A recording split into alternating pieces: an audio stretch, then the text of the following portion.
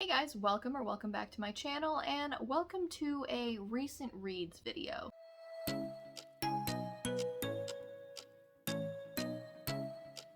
We're calling it recent reads because technically I'm going to be wrapping up everything that I have read since November, and while that sounds like it would be a pretty daunting task, I'm not gonna lie to you guys, my reading has pretty much been in the toilet since November. First I was 8 months pregnant, and then I had a baby, so this is not going to take as long as you might think, but you still might want to go and grab a drink or a snack or something because I have 11 books that I need to wrap up for you guys. And yes, that is 11 books over the last 4 months. So it's been a little bit difficult over here, but we're trying. Alright, so first and foremost is The Future King by Robin Schneider. This is the sequel to The Other Merlin. I talked about this book, I believe, last year. I absolutely adored the first one. It's a YA retelling of Merlin and Arthur and the Knights of the Round Table, but it's like super anachronistic, it's hilarious, it's cute, and it is about a girl named Emery Merlin who ends up trying to take her brother's place as the one to be sent to the castle to train to be the king's wizard, essentially. Her brother is absolutely terrible with magic, and for some reason I think he couldn't be found when the time came for him to be sent to the castle for training, so she went and pretended to be him, and then she ended up falling in love with the situation. She kind of fell in love with the prince, and things happened, and then it kind of proceeds along the storyline of what you would expect with Arthur and Merlin, just with a cute little romance in there as well. So The Future King ends up following the events of the first book. I'm not going to go too into it because I don't want any spoilers, but just know that I absolutely adored the first book. I liked this one a little bit less. It was a little bit harder for me to get into, and I did give it 4 stars. Next, I read Silver in the Bone by Alexandra Bracken, and this is by the author of The Darkest Minds, which I adored that entire series. I really liked those dystopian YA novels. This was a fantasy. Honestly, I think it might have been another kind of retelling of Arthur, sort of. It was a theme for me in November of last year, apparently. I don't remember much about this, I'm not going to lie to you guys. I believe that the main character and her brother are thieves, and they are like treasure hunters. They're not thieves. However you want to look at that. But they were raised to be treasure hunters and to like go and raid these caves where there's supposed to be artifacts, and they're well versed in traps and puzzle solving and things like that. And they kind of go too far one day and they get dragged into a situation that they're not expecting, and it was interesting, but it wasn't really for me. I pushed my way through it and I had to skim. I actually think that I skipped a large part of the end. I think I just skipped straight to the end of that book. So I made it probably 75% of the way through before I just kind of skipped stuff and wanted to know how it ended. It definitely is set up for a book 2. I don't think I'm going to be picking that up, but I gave it 3 stars. It was okay. Next is The Golden Enclaves, which is book 3 in the Scholomance series by Naomi Novik. I loved the first book. It was one of my favorite books of, what was it, 2020, I want to say. I really enjoyed the atmosphere. I enjoyed the school setting. I enjoyed the way that it was all set up with the school trying to kill the students, and that was the only way they could survive. It did, I believe, end on a bit of a cliffhanger, but it wasn't a bad one. And then the second one, I ended up dropping from a 5 to a 3 purely because it was a cliffhanger that I absolutely despised, and that kind of colored my opinion going into the third book. But I did enjoy the third book more than the second one. It was a little bit predictable, the way that things were going. There were some surprises for sure that I was not expecting, but overall the story kind of ended about where I thought that it would, and I ended up giving that a 4 out of 5 stars. If you're not familiar, the Scholomance, the first book is A Deadly Education, and this follows a girl whose name that I cannot recall right now, who is attending the Scholomance, which is a school for magic users in kind of our world, but where magic is secret and non-magic users aren't aware that it exists. And magic users' children are sent to this school, there's no exceptions, where they have to learn how to use their powers, they have to learn how to survive against the Maleficarium, which are monsters that are drawn to the use of magic, and the school is full of these mals, they call them, and they have to learn to survive, and the only way that they can get out of the school is at graduation, when they have to fight their way out through a gigantic collection of mals in the graduation hall, and they get to exit the portal that way. It was really cool. The concept was really interesting. I really, really liked it. Like I said, the second one just didn't really do it for me, though. I am not a fan of cliffhangers just for the sake of cliffhangers. Next was a quick read, which was A Wizard's Guide to Defensive Baking by T. Kingfisher. I talked about it ad nauseum last year, how I really, really enjoyed Nettle in the Bone by T. Kingfisher. I adored that book. It's just such a dark fairy tale vibe. It was so good. This was less dark fairy tale, more, honestly now, lighthearted fairy tale, I guess you could say. It was really cute. I don't remember the main character's name. Y'all know I'm terrible with names of these main characters. But it follows a teenage girl who has a talent for baking magic. Everybody in this world kind of has a specific talent for some kind of not everybody, but people that can use magic have a specific talent. Hers leans towards baking. She has a magical sourdough starter. She has dancing gingerbread cookies. So on and so forth. Like, that's her affinity, is for baking magic. When magic users start to go missing across this city, she has to go and warn, she's not a duchess, the countess, whoever is ruling this particular city, and kind of warn her that this is going on and offer her help. And it honestly ends up with her being kind of the royal wizard of this particular city with her baking magic. She defends it with, well, I'm not going to spoil it, but there's gigantic dancing gingerbread men, and it's delightful. And the sourdough starter, who I think his name is Bob, I'm pretty sure he eats people. So it was so much fun. I laughed out loud several times, and it was a good time. T. Kingfisher has some of the most interesting concepts for books.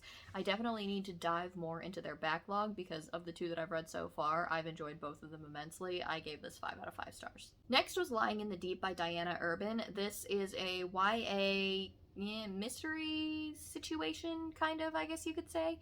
And it follows a girl who is going on a boat for... do you guys watch Zack and Cody, like The Sweet Life of Zack and Cody, and then it was followed by the spin-off A Sweet Life on Deck? It's that. It's a school on deck, pretty much, except one of the people on the ship dies. And I believe it's her ex-best friend, I want to say. They had a huge falling out right before they went to this school, and she showed up on this with her ex-boyfriend, like, the main character's ex-boyfriend left her and started dating her best friend. It's a very, not great situation. And when her ex-best friend turns up dead, she's trying to figure out who did it so that she is not considered a suspect. And it's a very murder mystery whodunit kind of story. And there were some twists and turns that I honestly didn't expect. It kind of did end up going in a direction that I did anticipate, but overall it was an entertaining read. It was a pretty quick read. I didn't quite love the ending, the way that it all shook out, so I ended up giving it 3 stars, but it was okay. After that, I picked up So This Is Love by Tracy Andreen. This is the sequel to, I don't remember what the first book was called, but I'll pop a picture of it up in the corner.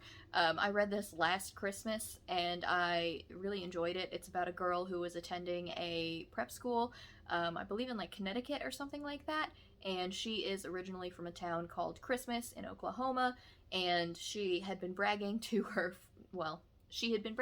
classmates at the school about it, just so that she would have something to brag about, saying that it was this amazing Christmas town, and it was themed Christmas all year long, and it was something to, like, tourists want to go and visit because they do such a good job. And what actually happens is the town has kind of fallen on hard times, and it's just looking very run down. It's not quite the town that it used to be, but she talked it up so much that one of her classmates actually does decide to go and visit it for Christmas. He is from England, and so he wants a good American Christmas experience, and he learns that she was not wholly telling the truth, but they do kind of fall in love, as teenagers do, in that Christmas vacation. So this second book, So This Is Love, follows them after they go back to school, and they kind of deal with being, in a new relationship, but back in their old situation. It was cute. It was a good, fun Christmas holiday read.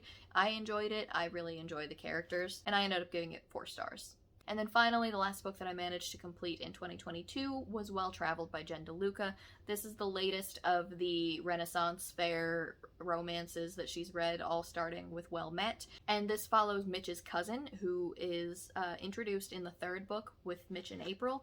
It also follows Dex, who was introduced in the second book with, I don't remember what her name was, but it was the catfishing book, essentially. Whoever she thought that she was messaging, that's Dex. That's the main character of this one. So if you're not familiar, the Well Met series follows a whole bunch of people from or tangential to this town in which a Ren Fair is run by a school, and then it kind of just jumps into following various people associated with that Ren Fair or Ren Fairs in general. They're just fun, cute, little, hilarious romances. There's some entertaining situations. They're pretty steamy.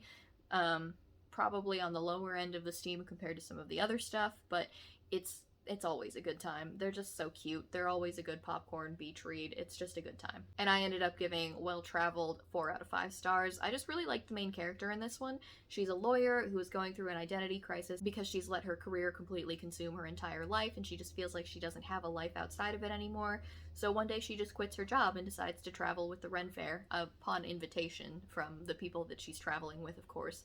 And that causes her to fall in love with Dex, who is the bad boy, sleeping around type, I guess you could say, and they kind of develop a relationship, and she sees him for more than what he just looks like, and he kind of brings her out of her high city shell, I guess you could say.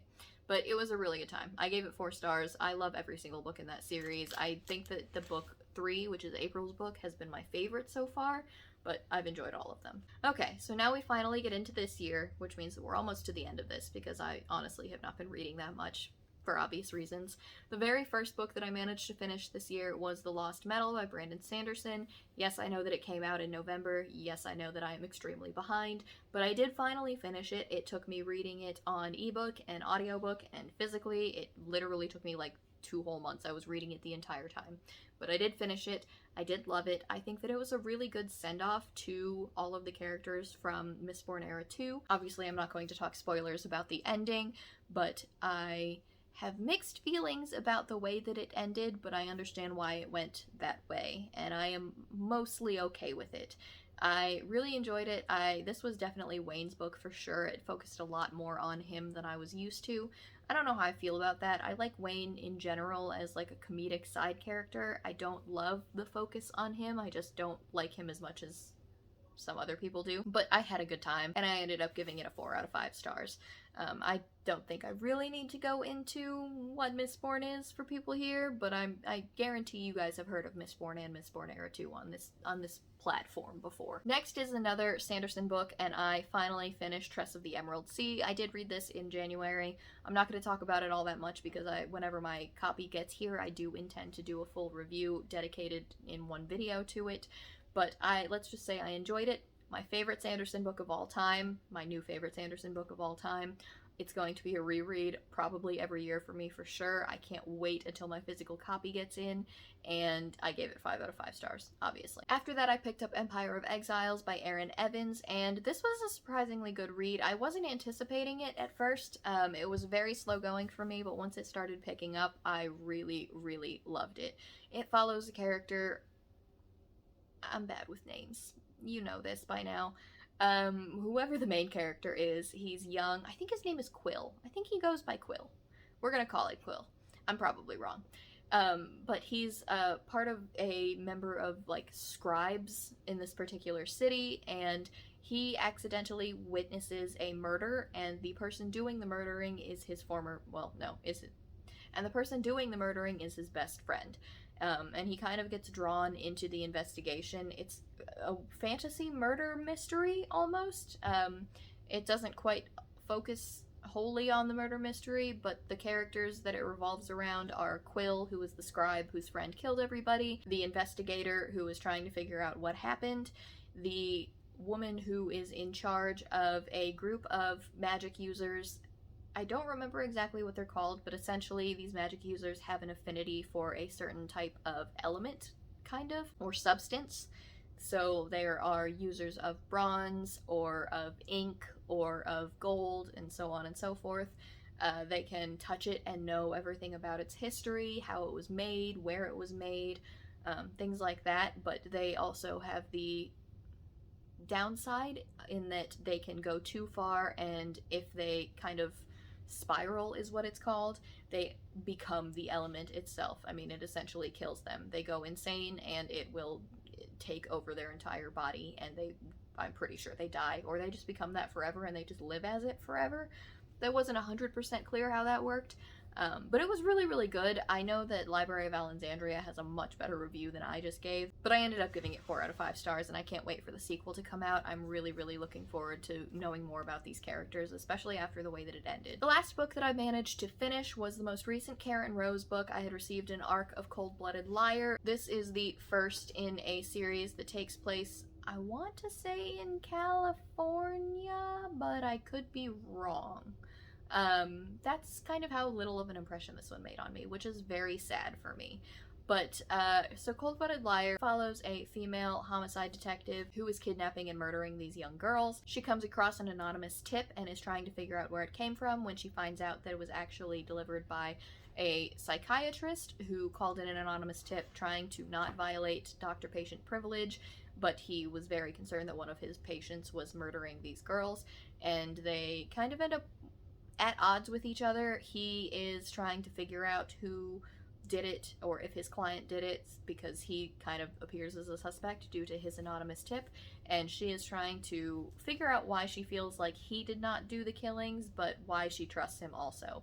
The reason I gave this 3 stars was because I'm not actually a fan of romance novels that extend into future books. I like my romance to be one and done, because that's just how I prefer them. I like the end of the story to be the end of the story. I mean, if we were to follow their relationship into the second book after it was established, fine. But that's just not the way that this one ended for me, and I ended up giving it 3 stars. So now some honorable mentions. I am in the middle of Engines of Chaos by R.S. Ford. This is the sequel to Engines of Empire, I think is the first one. I talked about it last summer when I read the first one, and I really, really enjoyed the concept of that book. The second one has been slow going, but I am in the middle of it. Like I said, fantasy has been really difficult for me this year, but I'm trying. We're trucking along. I'm about 30% of the way through in that. I am also in the middle of Finley Donovan Jumps the Gun, I think, which is the 3rd Finley Donovan book. I received an audiobook arc of that, so I'm trying to read that. It came out in January. The fact that it's an arc, I guess, is irrelevant at this point because it's already out. But I've heard good things about it, and I do really enjoy that series. It's just a good, fun time. I am also in the middle of The Undertaking of Heart and Mercy. I'm 30 pages in. I'm not super far in it, guys. We're just kind of trying to pick up whatever I can read at this point. So that's it for all of the books that I have read since November. It is a sadly small list for me, but we're rolling with it. I'm reading as much as I can. I'm surprised I've been able to read as much as I have over these last few months. I didn't think that would be the case. But yeah, that is everything that I've read over the last several months. Don't forget to like, comment, and subscribe. It really helps out my channel. Down in the description box, you're going to see links to my Goodreads, my Twitter, and my Instagram in case you guys wanted to follow me on any of those. But that's it for me today, guys, so I'll talk to you in my next one. Bye!